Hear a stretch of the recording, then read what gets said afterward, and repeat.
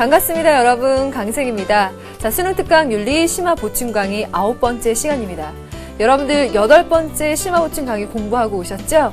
우리가 그 시간에는요, 합리론자들에 관한 문제를 만들어 봤었는데요. 그 합리론자들에 관해서 학습하기 위해서는 경험론자들에 대한 확인이 필요했었습니다. 그래서 그 두 학파에 관한 문제가 전반적으로 보여줄 수 있었다라고 볼 수 있는데요. 이번 시간에는요, 그림 한번 보여주시겠어요? 자, 이번 시간에는 지난 시간과 그림은 같아요. 그런데 지난 시간이 이 이성 중시의 학자들을 바탕으로 해서 문제를 만들었다면요. 이번 시간에는 경험 중시 학자들을 중심으로 해서 만들어 왔어요. 자, 보게 되면 우리가 지난 시간에 얘기를 했었을 때 합리론의 문제를 풀다가 이성 중시의 문제를 풀다가 경험론에 관한 그 오답지로서 만들어진 선지를 보게 되면 이런 말이 많이 나왔었죠. 선생님 좀 옆으로 가서 좀 쓸게요. 보게 되면은 그 경험의 결과가 유용한 것인가를 가치 판단의 기준으로 삼는다라는 표현이 많이 나왔었어요. 그러면 지금 이들에 관한 구도를 그리는 거, 계보를 그리는 거는 선생님 하지 않겠고요. 이 얘기에 관해서만 한번 하겠습니다. 이 베이컨과 같은 경우에는요, 어때요? 현실을 개선해 줄 수 있는 자연과학적 지식, 이라고 하는 것이 유용성을 보장해 줄 거고요.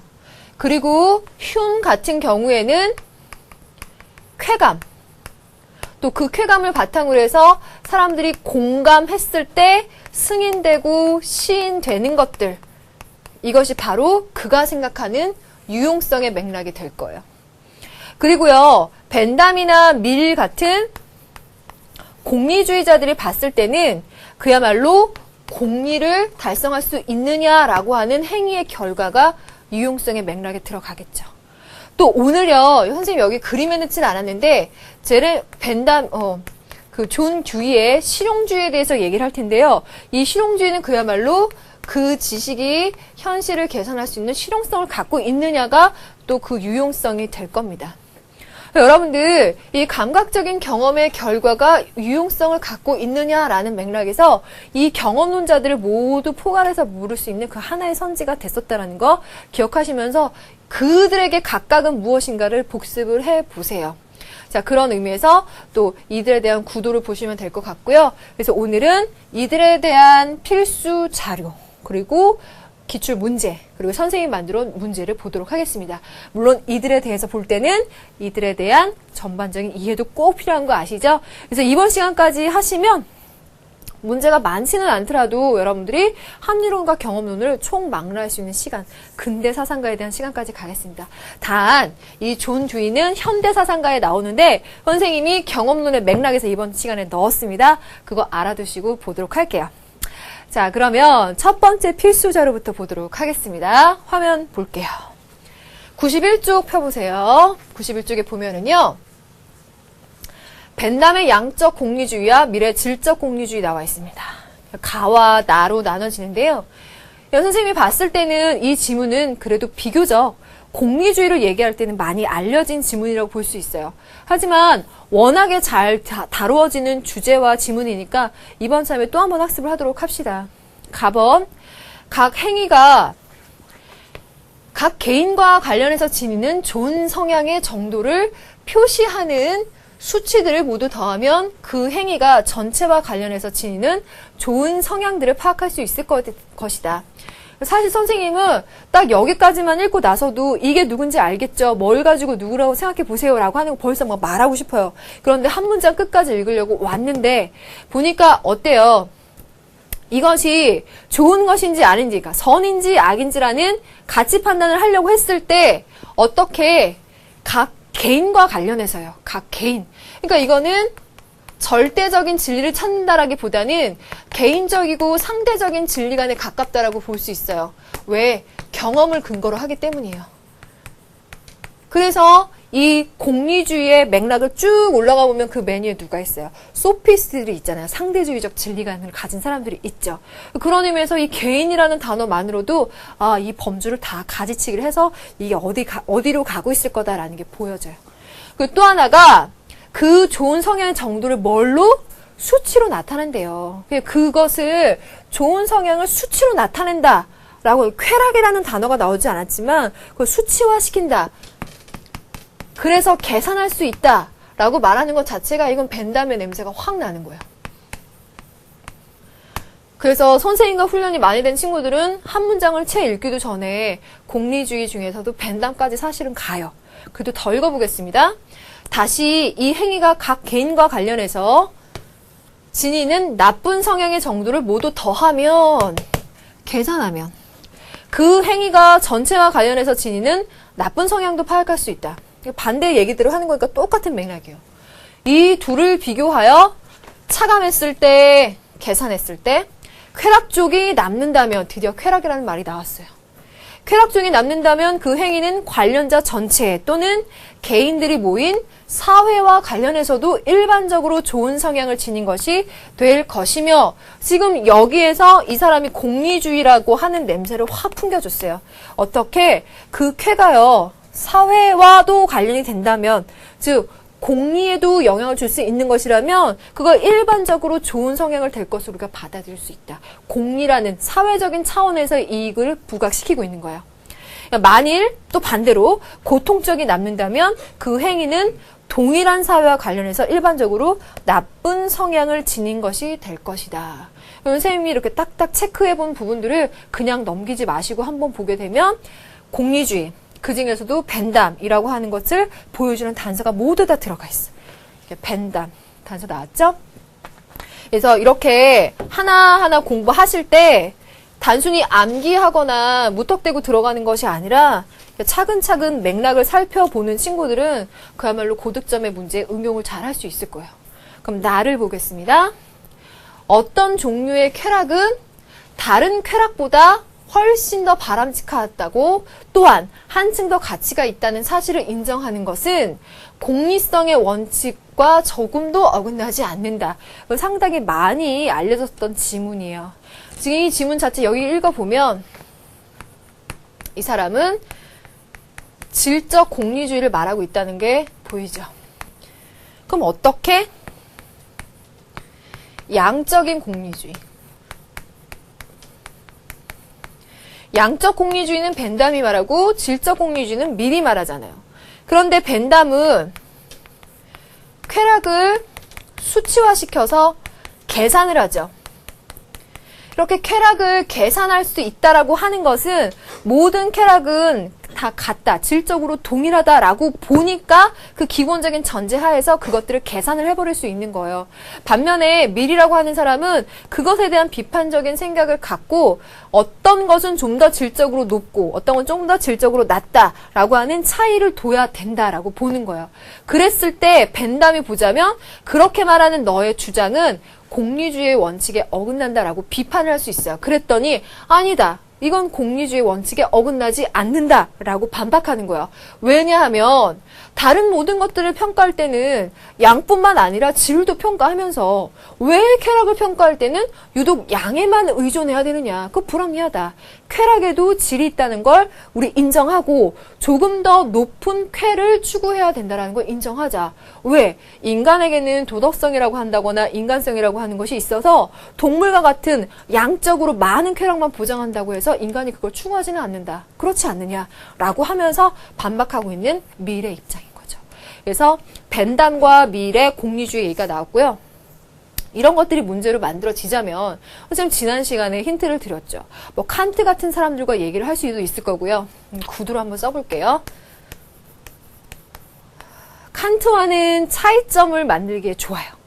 또 반면에 에피쿠로스 학파는 공통점과 차이점을 다 말할 수 있어요. 공통점은 쾌락을 추구한다는 점, 쾌락주의에 있어요. 쾌락은 선이고 고통은 악이다. 하지만 차이점은 에피쿠로스 학파는 개인적인 쾌락을 추구하죠. 반면에 공리주의는 사회적인 쾌락을 추구해요. 그건 또 차이점이에요. 그리고 또 하나, 공리주의 자체만으로 문제 낼 수 있어요. 어떻게? 벤담과 밀을 만들어요. 그래서 이 사이에서도 공통점과 차이점을 찾아요. 사회적인 쾌락을, 이익을 추구한다는 점은 공통점. 하지만 질적 차이를 인정하지 않는다, 인정한다 라는 점에서는 또 차이점으로 만들 수가 있어요. 그러니까 공리주의도 여러 가지 구도를 만들 수 있고요. 선생님이 그 정의론에 대해서 얘기한 부분이 있었죠. 그 존 롤스 얘기했었던 그 부분에서는 또 조금 더 어렵게 공리주의와 롤스의 이론을 또 대비시켜서 문제를 또 만들 수 있어요. 그러니까 이거 하나는 여러 가지 갈래로 여러분들이 생각해 볼 수 있다는 거예요. 선생님이 이런 걸 생각하면 굉장히 재미가 있거든요. 근데 여러분들도 그런 재미를 한번 찾아봤으면 좋겠어요. 자, 그럼 다음 필수 자료를 보고 나서 문제를 통해서 이런 내용을 확인해 볼게요. 자, 다음 자료 보겠습니다. 97쪽으로 넘어가죠. 예, 우리 교재에서는 현대사상으로 넘어가요. 하지만 경험론에 들어가기 때문에 선생님이 넣어왔습니다. 어떠한 개인이나 집단도 그들이 어떤 고정적인 결과에 접근하느냐 못하느냐에 따라 판단된 것이 아니라 라고 말했어요. 그러니까 고정된 결과에 따라서 판단해선 안 된다.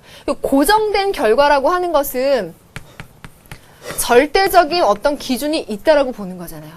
근데 이 사람은 고정된 기준, 절대적인 것에 의해서 판단하지 말아라라고 보고 있기 때문에 아, 이게 상대적인 진리관을 갖고 있는 사람이겠구나 라는 게 첫 문장에서 보이네. 그 다음에 두 번째, 그들이 어떤 방향으로 나아가고 있느냐에 따라서 판단되어야 된다. 그 방향이 뭘까? 악한 사람이란 그가 지금까지 아무리 선했다고 할지라도 현재 타락하기 시작하고 점점 덜 선해지기 시작하는 사람이다. 선한 사람이란 그가 지금까지 아무리 도덕적으로 무가치했었다 하더라도 현재 더 선해지기 시작하는 사람이다. 그래서 어떤 절대적인 관점에 의해서가 아니라 계속 변화한다라고 하는 것을 인정하는 사람이에요. 변화를 수용하고 인정하는 사람. 혹은 뭐 진보라고 표현해도 좋아요. 더 좋게 변화한다면 그것이 좋은 것이다라는 걸 수용하는 사람. 중략 다음 보니까 정적인 성과와 결과보다는 정적인 거는 지금 여기서 말하고 있는 고정된 거예요. 정적이고 고정된 절대적인 게 아니라 성장과 개선과 진보의 과정이 더 중요한 것이 된다. 아무리 나빴던 사람이 좀 더 개선이 되고 선해지는 것을 인정하는 것처럼 성장, 개선, 진보. 지금 선생님 여기다 써놨죠. 그래서 단번에 절대적으로 고정되어 버린 목적으로서의 건강이 목적이나 선이 아니라 말하고 있네요. 그렇죠? 필요한 건강의 증진이 목적이요 선이다. 필요한 거. 그 상황에 따라서 유용한 필요성. 이걸 얘기하고 있는 겁니다. 그러니까 상대적인 입장에서 그 결과의 유용성과 효용성을 바탕으로 실용성을 강조하고 있고요. 그의 생각에는 어떤 변화, 진보, 개선, 성장이라고 하는 것을 추구하고 수용하고 있는 입장이라는 걸 알 수가 있어요. 다음 페이지로 한번 넘어가 볼까요? 자, 지우겠습니다. 목적이란 이미 도달되어야 할 종착점이 아니라 종착점이나 한계가 아니다. 그것은 현재의 상황을 바꾸어가는 능동적인 과정이다. 또 여기에 연결이 되죠. 변화, 성장하는 것. 종국적인 목표로서의 완성이 아니라 완성해 가고 성숙시켜 가고 개량해 가는 부단한 과정이 곧 살아있는 목적이다.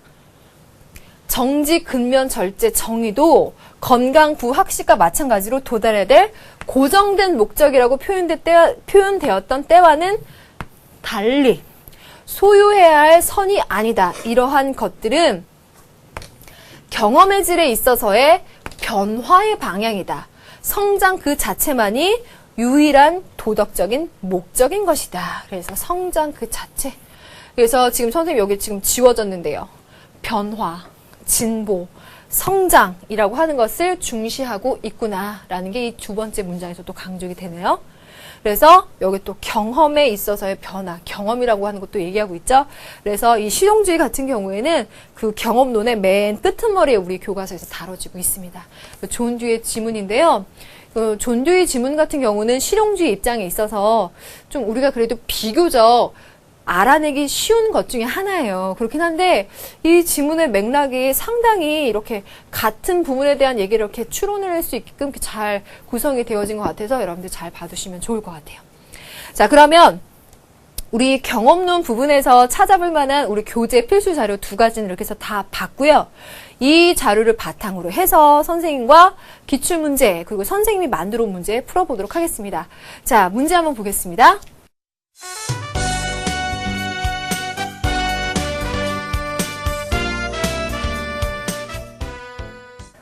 자, 첫 번째 문제는 기출문제에서 가져왔어요. 우리 기출문제 먼저 확인해 보면서 그 패턴을 바탕으로 우리 새로운 문제들 한번 만나보도록 하죠. 첫 번째 문제 보시겠습니다. 2011년 6월 모의평가.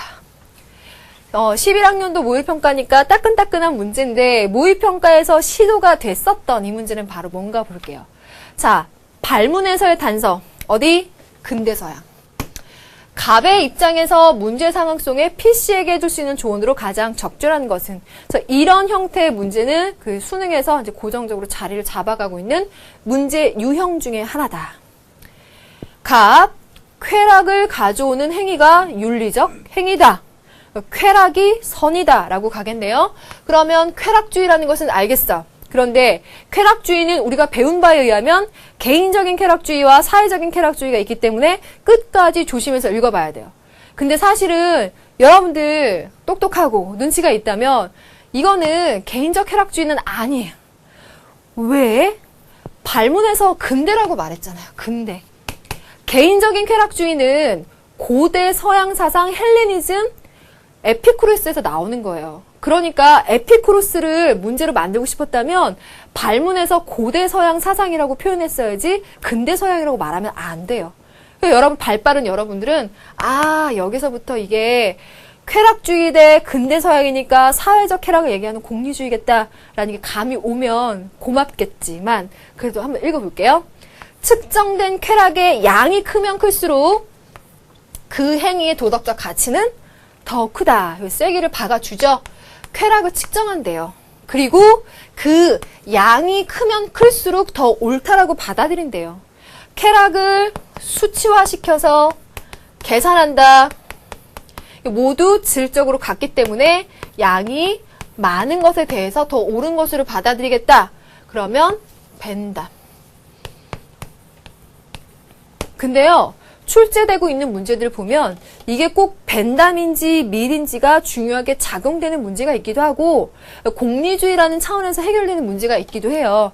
그런 것들은 우리가 문제 풀면서 각각의 상황에 맞게 적용을 하면 되는데 우선 문제 상황 볼게요. 가뭄이 심해서 주민들이 먹을 물조차 부족해요. 그랬더니 사람들이 정원에 수돗물을 주는 것을 금지하기로 정한 거예요. 그러나 P씨는 죽어가는 잔디가 걱정돼서 자신의 정원에 수돗물을 주어야 할지 말지를 고민하고 있다. 그러면 공리주의자의 입장에서 P씨에게 뭐라고 조언할 거냐? 1번, 무엇보다도 자신의 양심에 따라야 된다라고 말하고 있습니다.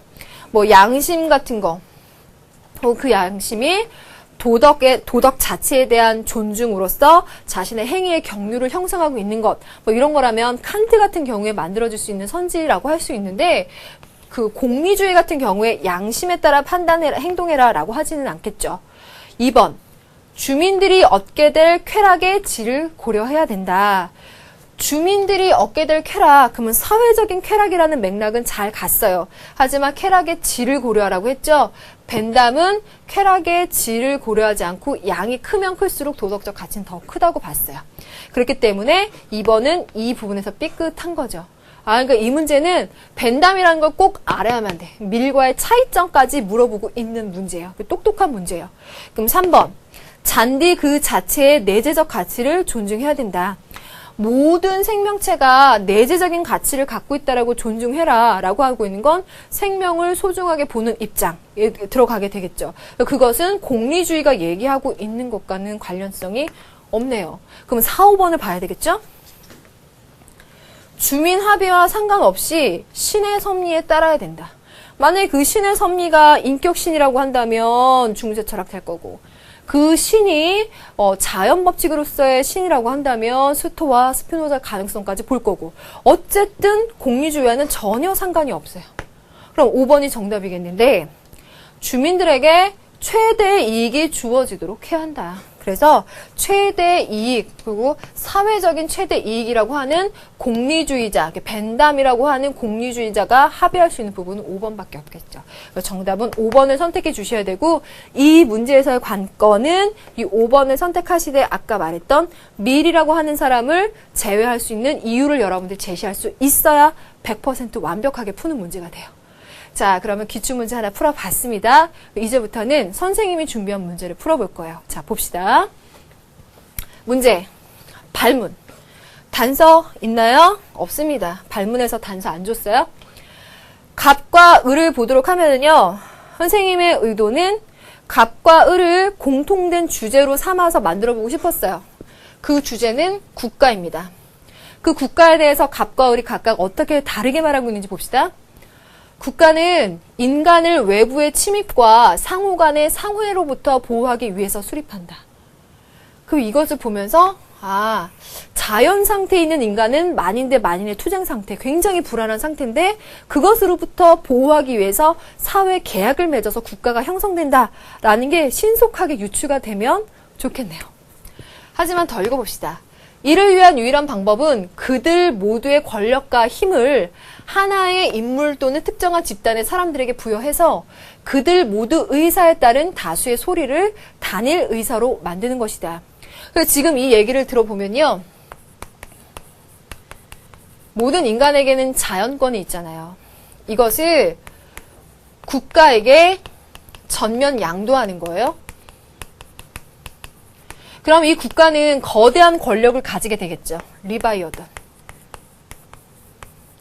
거대한 권력을 가진 그 국가의 권력에 개개인들은 따라야 돼요. 왜 그런 논리가 성립이 될까요? 그 국가가 가지고 있는 권력은 내 자연권의 양도로서 발생된 거예요. 그 국가의 권력을 따르지 않는다는 것은 내 자연권을 거부하게 되는, 부정하게 되는 결과를 갖게 된다는 논리 때문에 이 절대적인 그 군주제, 그 입장이 가능하게 되겠죠. 그래서요, 이 얘기에서는 사회계약론, 자연 상태에서의 만인 대 만인의 투쟁 상태, 그리고 자연권의 전면 양도, 이런 얘기가 다 나와 있네. 그러면 갑은 누굴까? 홉스. 홉스가 보는 국가의 모습을, 국가는 좀 쉽게 갔어요. 소수의 철인 통치자가 군인 계급의 도움을 받아서 생산자 계급을 다스려야 한다. 철학자가 국가의 통치권을 장악하거나 아니면 국가의 권력자가 참다운 철학자가 되기 전에는 인류의 불행이 끊이지 않을 것이다 라고 해서 갑과 을 모두 만약에 그렇지 않으면 불안하고 투쟁 상태가 된다. 불행이 끊이지 않는다 라고 봐요. 그래서 둘 다 국가가 꼭 필요하다라고 봐요. 그쵸? 그거는 마찬가지야. 이것도 찾아냈으면 좋겠는데. 을은 플라톤이라는 거 말 안 해도 처음부터 알았을 거고. 그러면 다음 두사상가의 견해로 옳은 거 보도록 할게요. 1번. 갑은 국가를 최고의 인륜 형태로 파악한다. 누구야? 헤겔이죠. 그럼 틀렸어. 2번. 갑은 국가를 소멸되어야 할 대상으로 본다. 어때요? 갑과 을 모두 국가가 필요하다라고 봐요. 왜? 자연 상태의 투쟁 상태. 그리고 그게 없으면 불행이 끊이지 않을 것이니까 다만 그 국가는 철인이 통치하는 형태였을 때 여기서 국가라고 하는 형태를 인정해요. 얘도 틀렸어요. 근데 얘는 그냥 틀렸어? 그리고 넘길 선지가 아니야. 중요한 선지야. 왜요? 국가를 소멸되어야 할 대상으로 보는 사람이 있네. 누굴까요? 우선 마르크스 같은 경우 봐요. 마르크스 같은 경우에는 사회주의라는 과도기를 거쳐서 공산주의로 가잖아요. 그 공산주의에는 세 가지가 없다 그랬어요. 사유재산, 계급, 국가가 없어요. 마르크스의 이론도 생각해 볼 수 있고요. 바쿠닌 어때요? 우리 교과서에 나오는 무정부주의자는 바쿠닌이니까 바쿠닌만 쓸게요. 바쿠닌도 역시나 국가는 없어야 된다라고 보잖아요. 무정부주의. 그래서 이 선지에서는 마르크스와 바쿠닌 그리고 그들은 국가에 대해서 이제 없어야 된다라고 궁극적으로는 없어야 되는 존재라고 보는 반면에 국가의 필요성에 대해서 인정하는 학자들과 대립되는 구도로 만들고 싶어서 이번 선지를 쓴 거예요. 이거 잘 생각해 줬으면 좋겠어요. 그리고 3번. 을은 다수결에 의한 합리적 의사결정을 지향한다. 선생님 눈을 강조했었죠. 플라톤이 소크라테스의 죽음을 보면서 생각한 건 뭐겠느냐라고 선생님 물어봤어요. 당시 그리스의 민주정치에 대한 회의, 중우정치라는 생각. 그래서 민주정치가 아닌 다른 철인 통치를 생각했다라는 거. 그걸 꼭 기억하라 그랬죠. 그러니까 민주정치에 대해서 전혀 신뢰하지 않아요. 그러니까 틀립니다. 4번 선지 갑니다. 갑은 국가를 합의에 의한 인위적인 산물로 파악한다.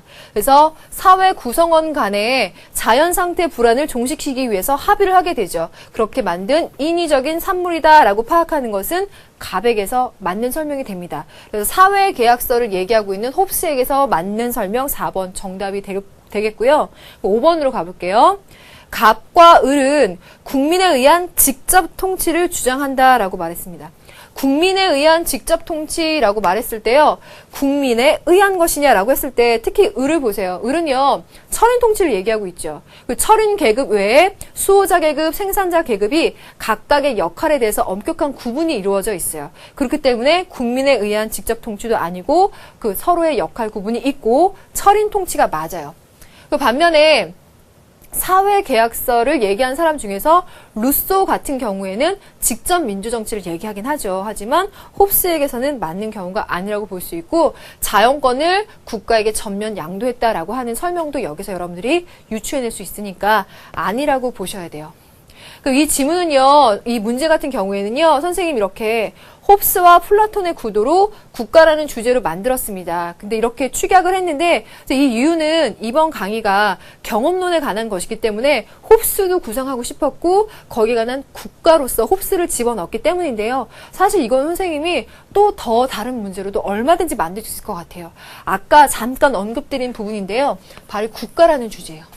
국가라는 주제로 봤을 때 지금 홉스가 보고 있는 국가의 모습, 그리고 플라톤이 보고 있는 국가의 모습, 그리고 바쿠닌 혹은 마르크스가 보는 모습, 또 반면에 헤겔이 보고 있는 국가의 모습이 각각 다 달라요. 그리고 홉스라는 사회계약설자 얘기하지만 로크 뛰어넘어서 루소가 얘기하고 있는 그 국가의 모습이 또 다른 거죠.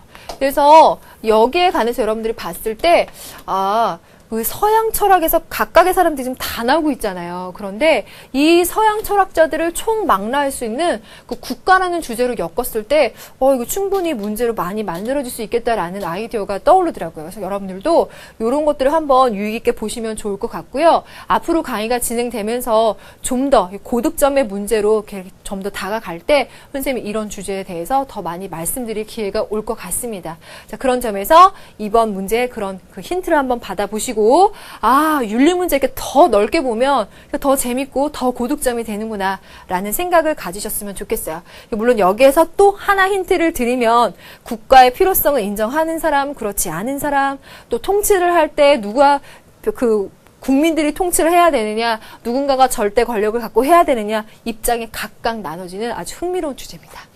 자, 그러면 첫 번째 문제 풀어봤고요. 두 번째 문제 가도록 하겠습니다. 자, 화면 바꿀게요. 발문, 다음 사상가에 대한 견해로 옳지 않은 거 만들어 왔습니다. 어떤 대상으로부터 우리가 고통이나 쾌락을 예상할 때 우리는 그 결과로서 혐오나 선호의 감정을 느끼며, 여기서 여러분들 감정이라고 하는 거에서 주정주의라고 하는 것이 이렇게 유추가 되시나요? 주정주의를 얘기하고 있는 사람은 우리 윤리 교과에서는 흉만 언급하고 있어요. 흉에 대해서 여러분들이 딱 유추를 해내실 수 있는 그런 단서예요. 그리고 이 흉은 경험론에 들어가잖아요. 그 경험론은 감각적 경험의 결과라고 하고 있는 맥락도 보여주고요. 또 우리에게 만족이나 불만족을 줄 수 있는 것들을 회피하거나 받아들이게 됨으로써 행위를 낳게 된다. 그래서 만족을 주거나 그 다음에 쾌락 혹은 쾌감을 주는 것, 선호를 주는 것은 우리한테 수용이 되는 거예요. 시인이 되는 거죠. 받아들인다. 시인이 되는 겁니다.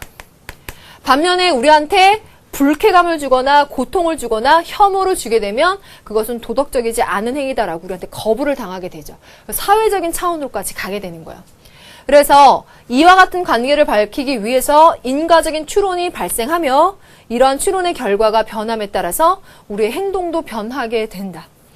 그러나 이 경우의 행동은 이성에서 발생하는 것이 아니라 다만 이성에 의해 지도될 뿐이다. 혐오 또는 선호가 어떤 대상을 향해 일어나는 것은 고통 또는 쾌락에 대한 예상 때문이다. 그래서 이 사람이 생각했을 때는 이성이라고 하는 것은 도덕적인 판단에 어느 정도 영향을 줄 수 있긴 하지만 그 판단을 궁극적으로 행위로 이끄는 것은 바로 감정이다. 감정이라고 하는 경험의 결과다.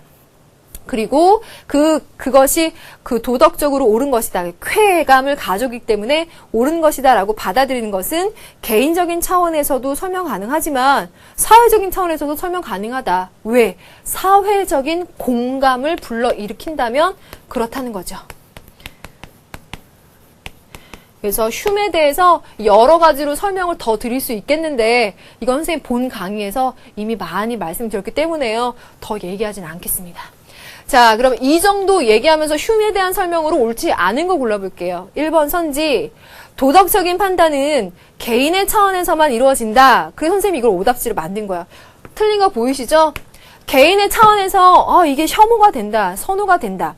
이건 기분이 좋다, 기분이 나쁘다 라고 하는 건 개인의 차원에서 판단하긴 해요. 그런데 이게 사회적인 공감으로 확대됨으로써 개인적인 차원이 아니라 사회적인 차원에까지 이어진다라는 거죠. 그래서 흉의 입장을 이렇게만 얘기하면 안 된다.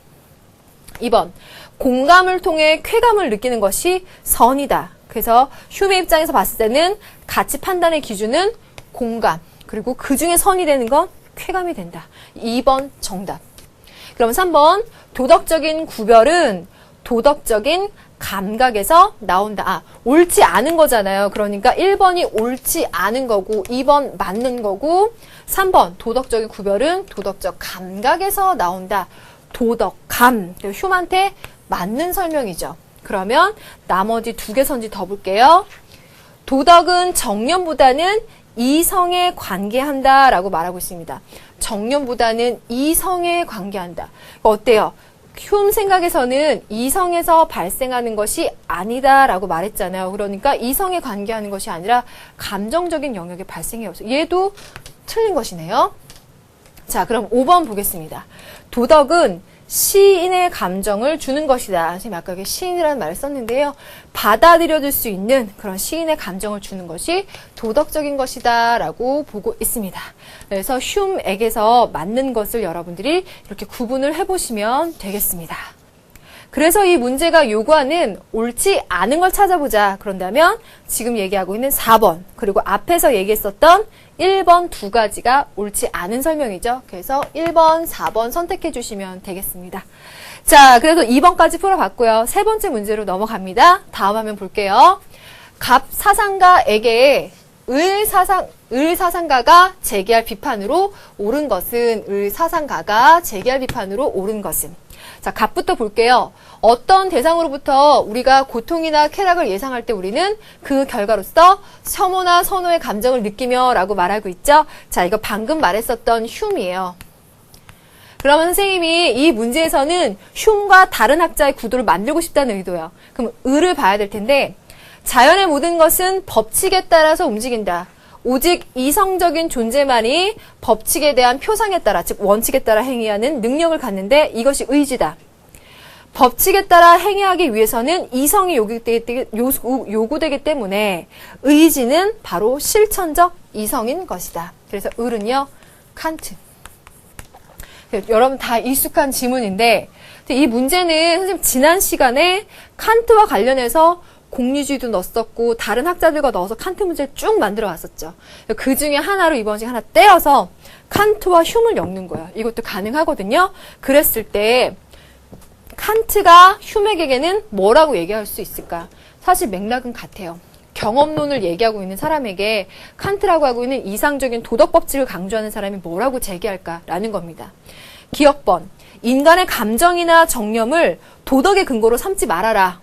당연히 맞겠죠. 이 사람은 보편타당한 이성을 삼으려고 하는데 이는 감정이나 정념상에서 나한테 쾌를 주는 것을 도덕적인 판단 기준으로 보고 있지 않아요. 그래서 도덕 그 자체가 목적이 되는 사람과 쾌감이라고 하는 것이 목적이 되는 사람과 지금 다른 구도인 거예요. 그래서 기억번 맞고요. 니은번 갑니다.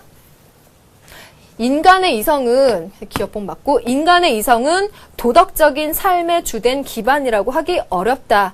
도덕적인 판단에 있어서 이성이라고 하는 것은 부족하다라는 설명을 하겠다면 오히려 갑 같은 경우가 가능하겠죠. 을은 이성을 지금 상당히 강조하고 있어요. 지문 자체에서.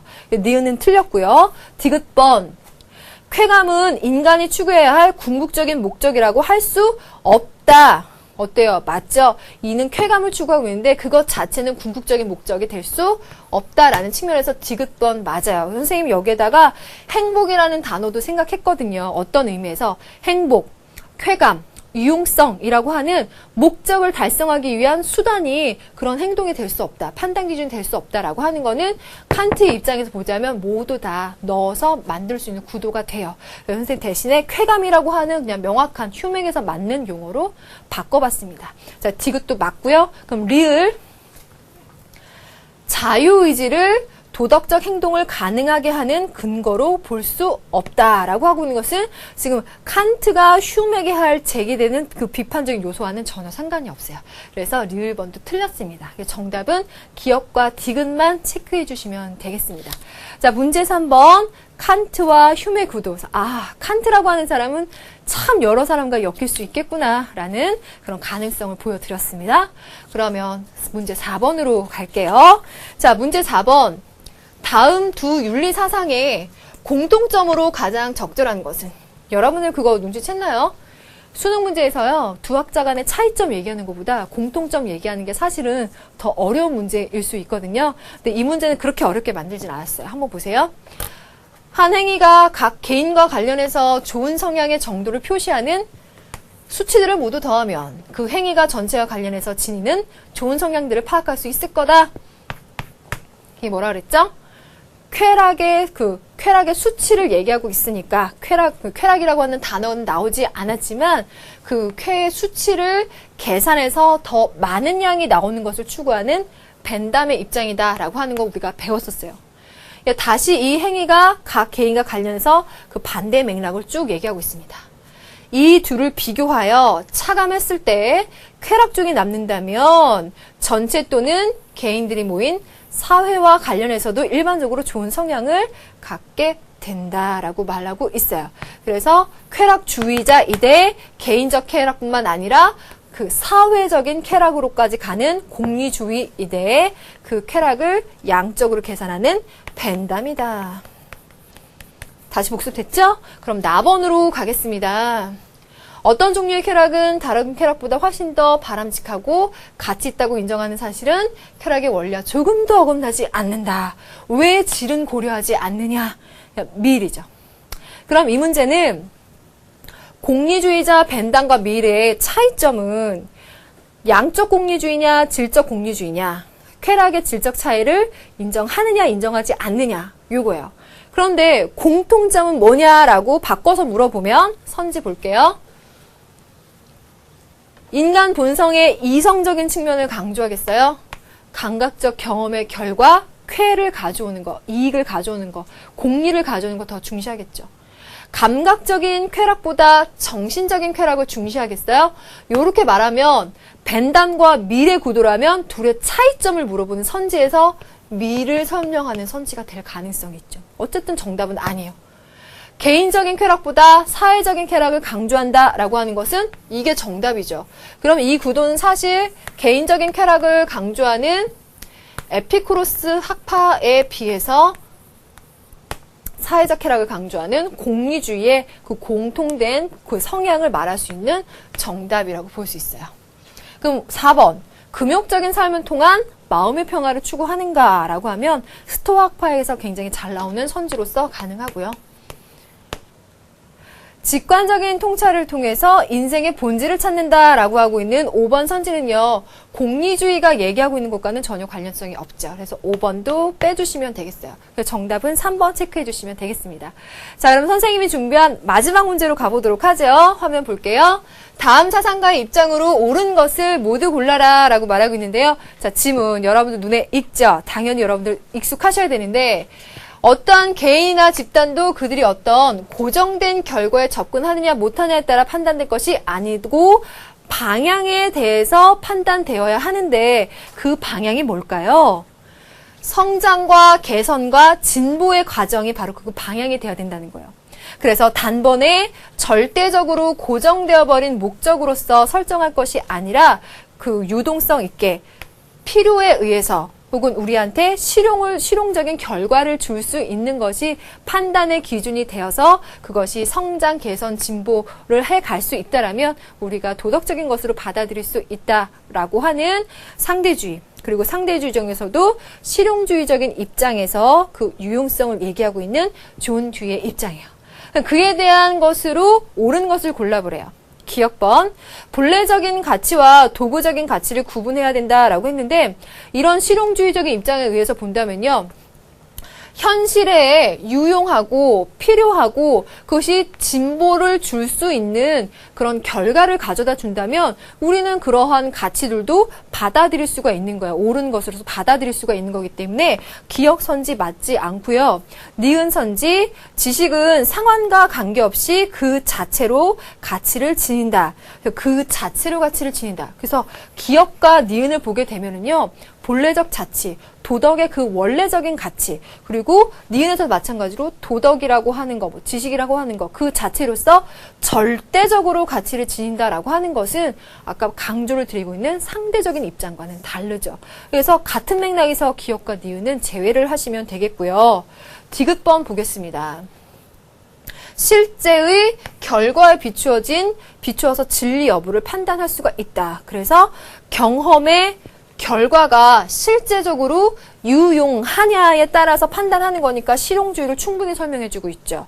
그리고 리을번, 과학적 사고로는 인생의 문제에 해결에 도움을 받을 수 있다. 이거 선생님 조금 다듬었으면 좋았을 텐데 과학적 사고라고 하는 것도 만약에 인생의 문제를 해결하는데 도움을 주는 실용성과 유용성을 준다면 그건 우리가 받아들일 수 있다라는 입장이에요. 그러니까 필요하다면 그것이 도움을 준다면 이라는 입장이니까 디귿과 리을이라고 하는 것도 역시 같은 맥락에서 실용주의 입장에 맞다라고 볼 수 있겠죠. 그래서 정답은 디귿과 리을을 선택하시면 되겠습니다.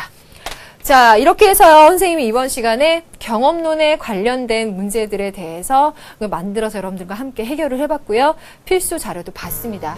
자, 오늘 배운 문제들이, 자료들이 실제 수능에 나온다면 나는 분명히 맞을 것이다.